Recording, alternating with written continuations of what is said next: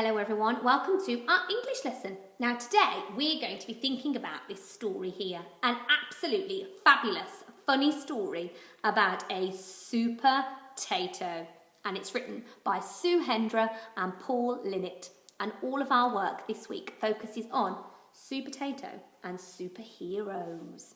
So shall we have a listen to this fantastic story, Super-tato. Some vegetables are frozen for a very good reason. Don't believe me? Then keep on reading. It was night time in the supermarket and all was quiet. But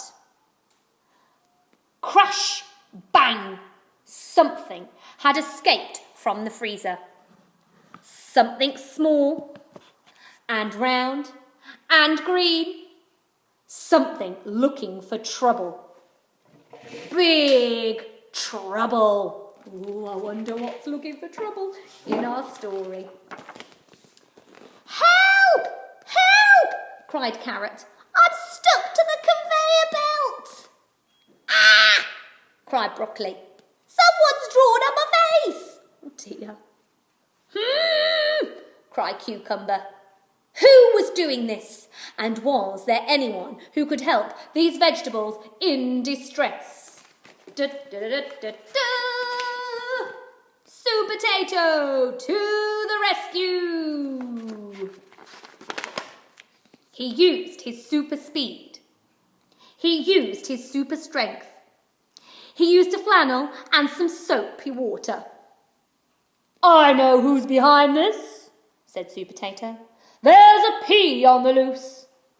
Oh no, not a pea, everyone gasped. Yes, a pea, but I'm out of the freezer now and I'm never going back. And the evil pea ran off to commit more terrible crimes. Time for a dip, little veggies. That's enough, shouted Super-tato. He leapt towards the pea, but the pea popped out of his hands and vanished into thin air. Super-tato set out on a super search. He crept through the cakes. Can you see where the pea is? Checked the cheese.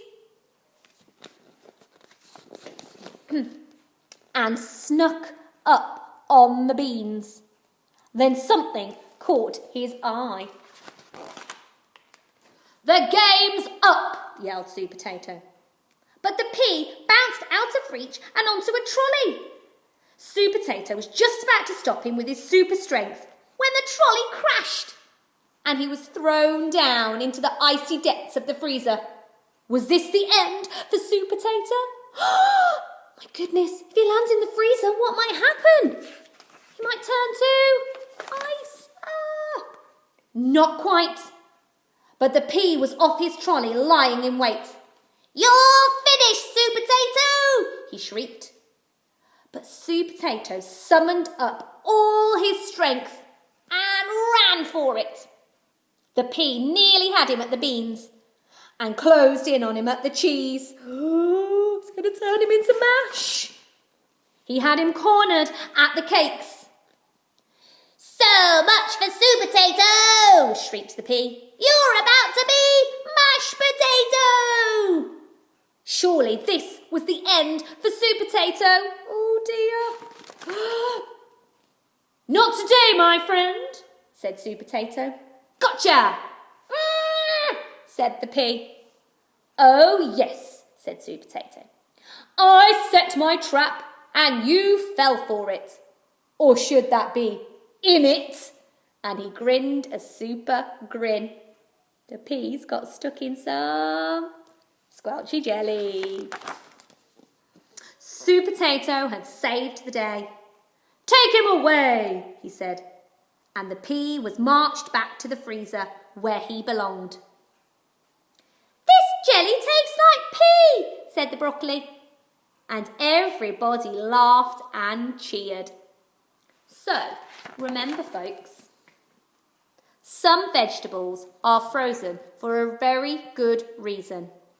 Maybe you better just go and check your freezer, just in case there's an escapee in your house. And in that house, if you look really closely, you can see, look at the washing machine, where some peas have escaped. And who knows what mischief they might try to get up to in that house. Ah, a very fun story there of Super Tato. That's a great, fun story. Right, so to do with our story today of Super Tato, let's just shimmy all this so we can see. We're going to be thinking about some fruits and vegetables. Now, children in nursery, you might like to have a go at drawing some of the foods that you saw in the story, carrots and broccoli. Maybe you might like to draw the cucumber who got stuck, wrapped up in the tissue, and have a go, see if you can draw them. Maybe you might like to have a go at seeing if you can write what sounds you can hear at the beginning of carrot. Maybe you might draw the super potato and draw a potato to go with it. We might like to also think, just bending down to get my piece of paper, about what the characters might have said in the story.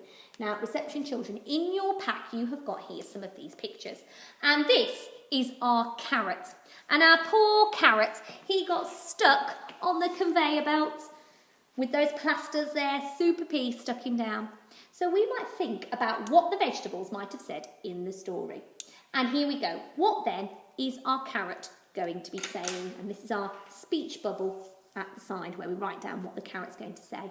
He could say something as simple as, help, I am stuck. Save me, Super Potato. So you think it might be something that he said in the story, if you can remember. Or imagine if he was stuck, what's he going to say? I'm going to show you how I might write today. Help, I am stuck. So should we count how many words we're going to write for that? Help, I am stuck. Should we see how we might write it? Got my colour. Remember why? Capital letter at the beginning. Help. So use your sounds. Write in pencil. Help.